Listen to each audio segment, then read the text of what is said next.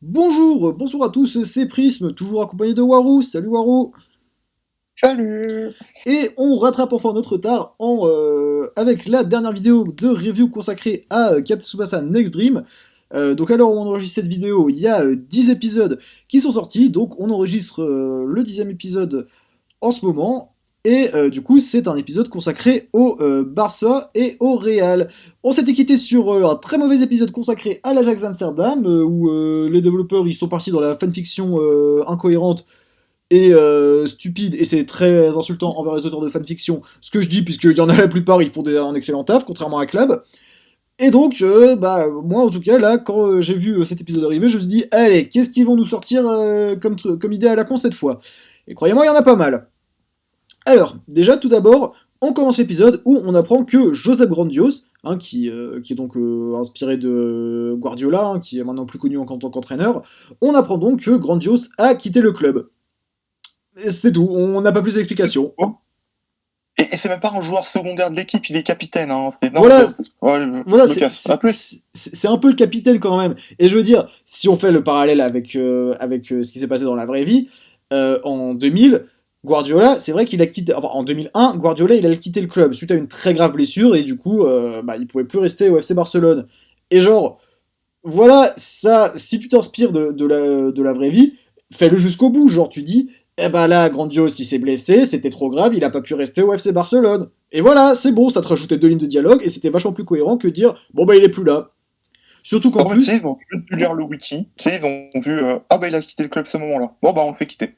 voilà, c'est ça. Et surtout qu'en plus, du coup, on nous explique bien que par conséquent, maintenant, avec le départ de plusieurs vétérans, ça aussi, il nous dit, ah, départ de plusieurs vétérans sans nous dire qui c'est, que le Barça, ça devient une équipe très jeune et très inexpérimentée.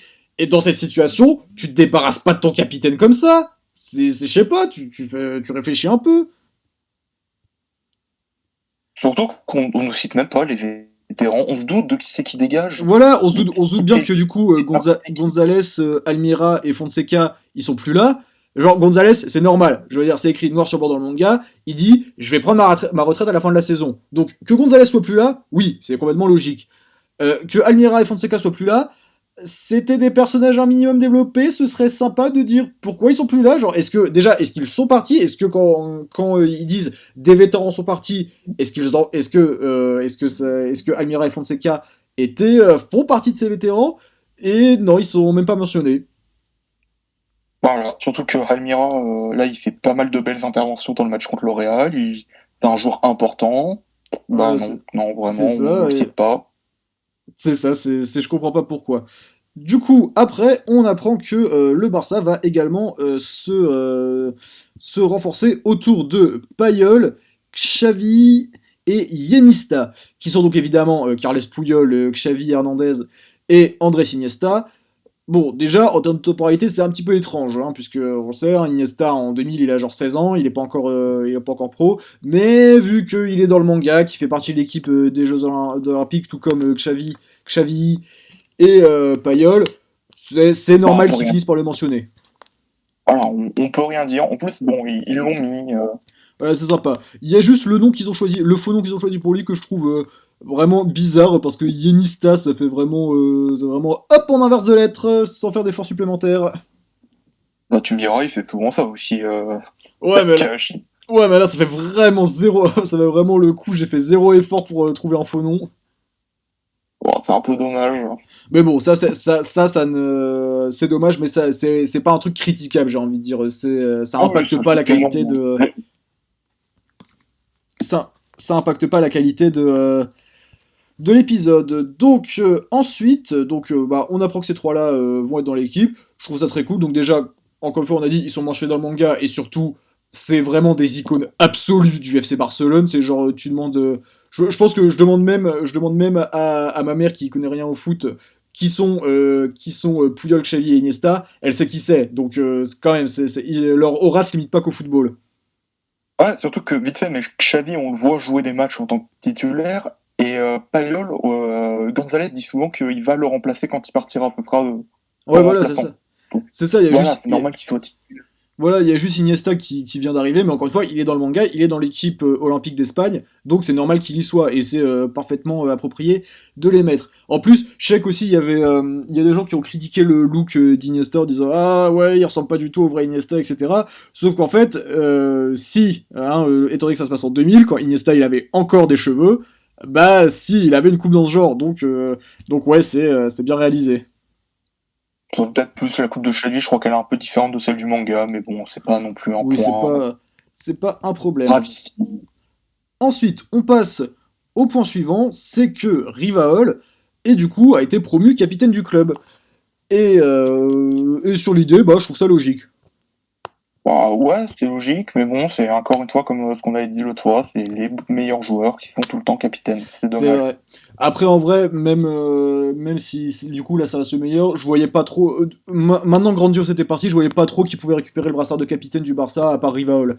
Payol, il a pas encore assez Ouais, d'expérience. Donc voilà, pour moi ça me semble logique. Ce qui est beaucoup moins et logique par Tsubasa, contre. Ce il a qui, très peu de temps aussi. Oui, ce qui est beaucoup moins logique par contre, et tu fais bien de mentionner Tsubasa, c'est donc que Rivaol veut donner son numéro 10 à Tsubasa. Alors, juste non. J'ai même pas les mots tellement c'est débile comme décision. Et alors déjà, on refait une rivalité à la con, hein, parce qu'après, Tsubasa, il va refuser après, voilà, pour rivalité. Mais pourquoi? Non, et puis Non, sur... ils se battent un peu dans le manga. Et encore, c'est juste Revolt qui dit que c'est son rival, mais en match, ils essaient pas d'être meilleurs que l'autre. Ouais, ils jouent ensemble pour le bien de l'équipe. Et surtout, en plus, là, c'est peut-être un défaut de la traduction française. J'ai pas le texte, j'ai pas, je veux dire, vu que je parle pas japonais, j'ai pas le texte en japonais pour savoir quelle était la formulation. Mais Rivaol, il dit un truc débile du style. Enfin, d'abord, il fait tout un discours en mode ouais, on va tout gagner cette année, on va gagner le championnat et la Ligue des Champions. Encore une fois, il y a le délire des coupes nationales qui sont oubliées. Surtout, en plus, la Copa del Rey, donc la Coupe d'Espagne, c'est une des rares coupes nationales qui est vraiment très médiatisée avec le Community Shield en Angleterre. Donc ne pas le mentionner, c'est vraiment très con. Et donc il y a tout ce délire où Rivaol il nous fait ouais, on va tout gagner cette année, on va tout remporter, on est le Barça, on est les meilleurs.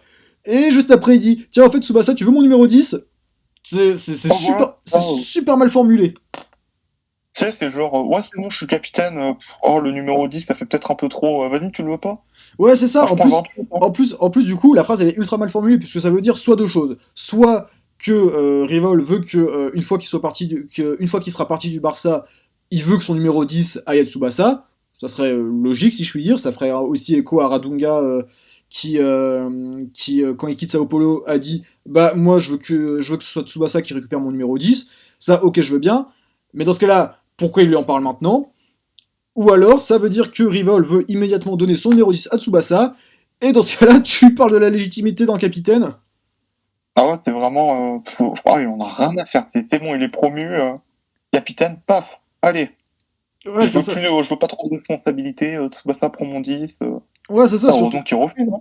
Et surtout qu'en plus, ça fait vraiment la oh là là, Tsubasa, il est trop fort, il arrive à tout, et c'est idiot, alors qu'il y avait l'idée assez, enfin, très populaire auprès des fans, de faire partir Rivaol au Milan AC en écho à Rivaldo qui a inspiré Rivaol, sachant que Rivaol ça ne reste quand même pas un joueur réel, ça reste un vrai personnage comme Ah, Radunga ah, ou comme Radunga par exemple. Et je veux dire, il y a il y a cette idée très populaire de faire partir Rivaol au Milan AC pour rajouter de la tension et que ça justifie que Tsubasa récupère le 10. Mais non, ils ont pas sauté dessus, parce que je suppose que bah, faire laisser Rivaol au Barça c'était plus bankable, hein, ça ferait cracher plus de thunes aux bah, gens sur Dream Team. c'est dommage, surtout bon, Rival, pourquoi il voudrait directement lui donner son 10, je veux dire, en match, alors qu'il est blessé au dos, il fait presque aussi bien que Tsubasa, Ouais, c'est ça. je vois pas pourquoi il donne, là, ils sont même pas encore au même niveau, Rival, il est encore un tout petit peu au-dessus, je pense. Ouais, c'est ça, Et, c'est vrai que même si là, Next Dream, ça se passe après les JO, on sait pas les résultats des JO. On se doute très bien que le Japon a gagné et qu'ils ont affronté le Brésil en finale, mais même sans ça, là, avec les aimants actuels qu'on a, Rivol, il reste un petit peu au-dessus de Tsubasa. Ça reste le ballon d'or en titre, ça reste je crois qu'il est capitaine du Brésil A, mais je suis pas sûr. Et euh, il est pas capitaine, non, c'est Radunga qui l'est. Ah, c'est Radunga, Mais d'accord, ça pendant j'étais les pas Jeux sûr. Olympiques, Radunga lui donne le brassard en disant, de toute façon, c'est toi le vrai capitaine. Ouais, donc c'est pour ça. Et donc voilà, on a, ça se termine là-dessus, une nouvelle décision incohérente de Next Dream, mais on finit par avoir l'habitude.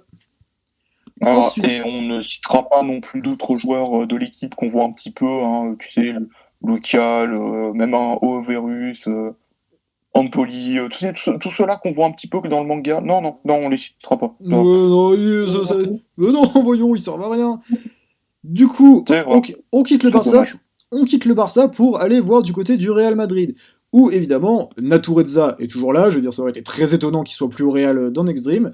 Et on apprend que le Real a opéré un mercato XXL avec notamment Zidane. Je vais l'appeler Zidane, hein, ce sera plus simple. Zidane qui donc va quitter la Juventus de Turin et a signé au Real Madrid. Ça, c'est dans le manga, donc c'est très bien qu'ils le reprennent dans Next Dream. Et surtout qu'en plus, je veux dire, même en tant que supporter turinois, je veux dire, pour moi, Zidane, il est beaucoup plus iconique du Real Madrid que de la Juve. Donc c'est normal qu'il finisse par y aller. En termes de temporalité, ça correspond à peu près en plus, puisque c'est vrai qu'il part au Real qu'en 2001 et que Next Dream, ça se passe en 2000. Mais voilà, pour un an ou deux, c'est pas si gênant. C'est pas comme les joueurs suivants qui vont arriver ensuite, où là, ça devient déjà plus gênant. Ensuite, on apprend donc que donc il y a Zidane qui rejoint le club, mais qu'il y a aussi David Beckham, qui lui, je suppose que du coup vraiment on verra pas Manchester United dans cette Ligue des Champions, puisque pareil Beckham, joueur iconique de Manchester United, qui du coup signe au Real Madrid. En termes de temporalité, ça passe à peu près. Si je dis pas de bêtises, Beckham il arrive au Real en 2003, ça passe. Par contre, que Luka Modric, donc il s'appelle Madric dans Next Dream, arrive ensuite, là déjà c'est plus compliqué, pour deux raisons. Déjà tout d'abord, Modric il arrive au Real qu'en 2012, donc là évidemment il y a un problème de date, hein, il y a toujours ce côté mélangé d'époque parce que c'est cool, ça fait vendre, ça fait la Dream Team, mais bon, c'est pas du tout cohérent. Et surtout, ça posera un problème plus tard, c'est que Modric, certes au début quand il a signé au Real, il avait le 19, mais après il a récupéré le 10. Sauf qu'au Real, on a déjà un numéro 10 et c'est Fago. Et vu tous les joueurs que le Real a recrutés, ils vont pas être capables d'aligner tous les joueurs qu'ils ont recrutés d'un coup. Donc ça c'est gênant, c'est d'avoir privilégié Modric sans mentionner Fago, puisque Fago ne sera pas mentionné, ça c'est très gênant. Donc voilà, on sait que ces trois milieux-là ont été recrutés par le Real et que c'est l'objectif de épauler Natureza pour en faire l'arme absolue. Je sais pas ce que tu penses de cette idée de tactique, Warou, si tu trouves ça bien, si tu trouves que c'est dommage d'avoir choisi ces joueurs-là et pas d'autres.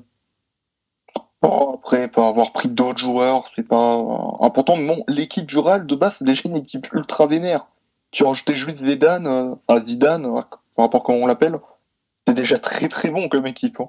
Ouais, c'est ça. Et puis surtout, on n'oublie pas qu'il y avait déjà un sacré monde. Et après, on apprend aussi, ça aussi c'est idiot qu'en défense, ils ont recruté Marcelo, ils l'appellent Marseille, Marcelo, je crois, un truc dans le genre, et S. Rams. C'est censé être Sergio Ramos, sauf que Sergio Ramos, il est déjà dans le manga. Il est déjà au Real Madrid, il s'appelle Sergio Ramon, et il est là depuis au moins 6 mois, vu qu'on le voit en action durant le Classico Retour. Donc non, il ne vient pas de signer au Real. Vous avez ouvert le manga avant de faire vos équipes? Mais le pire, c'est que sur le wiki, il est bien noté qu'il est là. Il porte le 16 et tout, il est beau. Ouais, C'était compliqué. Non, mais c'est ça, c'est n'importe quoi. Et aussi, pourquoi avoir recruté Marcelo alors que littéralement au même poste, il y avait Roberto Carlos. Surtout que Roberto Carlos, c'est l'un des rares joueurs réels qui a un minimum développé. Genre, du coup, t'en débarrasses pas juste pour mettre Marcelo à la place. Qui est cool, je suis désolé, même en vrai, Roberto Carlos, il doit être Roberto Carlos, il doit quand même être plus connu Bah, peut-être dans le grand public. du grand public, pas sûr, hein, puisque Marcelo, c'est une des stars. Marcelo, ça reste un grand joueur quand même, hein, je dénigre absolument pas ses performances, mais je veux dire, Marcelo, ça reste, je veux dire, c'est vrai, auprès du grand public. Pour les plus jeunes, évidemment, Roberto Carlos, ça parle pas, mais genre, Roberto Carlos, c'était peut-être l'un des meilleurs tireurs de coups francs de l'histoire, très clairement dans le top 10 des meilleurs tireurs de coups francs de l'histoire, et vraiment un des mecs qui représentait à la perfection le défenseur offensif. Donc, et encore une fois, il est développé dans le manga, donc tu t'en débarrasses pas comme ça. Et il est pote avec Natureza, c'était compliqué de le laisser. Oui, c'est ça. Et après, aussi, le problème avec toutes ces recrues, c'est qu'on n'a aucune mention de Rai, Makelolo, Fago et Blueno, qui sont donc évidemment Raoul, Makelele, Luis Figo et Fernando Hierro. Et genre, pareil, c'était trop compliqué de les mentionner. Surtout qu'ils arrêtent pas de dire, ouais, du coup, on a une équipe ultime, vraiment les galactiques, l'équipe invincible. Parlez de l'équipe entière et parlez pas juste des mecs que vous avez recrutés. C'était trop vous demander.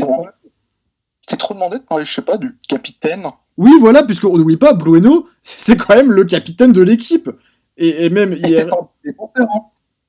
Il fait jeu égal avec Rival, hein. Oui, voilà, C'est pas une- c'est ça. Et on nous dit bien que Rivaol et Blueno, c'est vraiment les deux pièces maîtresses de leur équipe, et qu'à un moment, pour se débarrasser de Blueno, Rivaol, il a été obligé de lui mettre un coup de coude. Genre, voilà, du coup, ça montre que Blueno, c'est pas n'importe qui. Ben non, on va pas te le citer, à la place on va te citer des nouveaux joueurs. T'es content? Enfin des nouveaux, Oui, sauf pour Ramon, hein. oui, et puis Apparemment il y pareil. aura 2 Ramon dans cette équipe. C'est Ouais, exactement le voilà, même, hein. t'auras Ramon et Rams. Donc voilà, en plus là, ça montre vraiment qu'ils ont fait aucun effort. C'est que qu'ils aient voulu rajouter Ramos, oui, je suis d'accord. Ramos, c'est peut-être l'un des plus grands défenseurs de l'histoire, et c'est une icône du Real. Mais justement, c'était tellement une icône du Real qu'il était déjà dans le manga. Genre, ne va pas lui donner un physique différent et un nom différent alors qu'il est déjà dans le manga. Ouvrez le manga avant de faire vos histoires. Mais pas où le manga, il est sur le wiki 5 minutes, il est noté. Oui, voilà, c'est ça, ça leur demandait littéralement 5 minutes, même pas. Donc voilà, en vrai, en termes de choix, je trouve que c'est pas tant un mauvais épisode. C'est juste vraiment toutes les décisions qui sont faites en rapport au vrai football, hein, au football IRL, où c'est vraiment vachement étrange, et en fait, ils ont juste voulu faire leur Dream Team à la con pour le fanservice.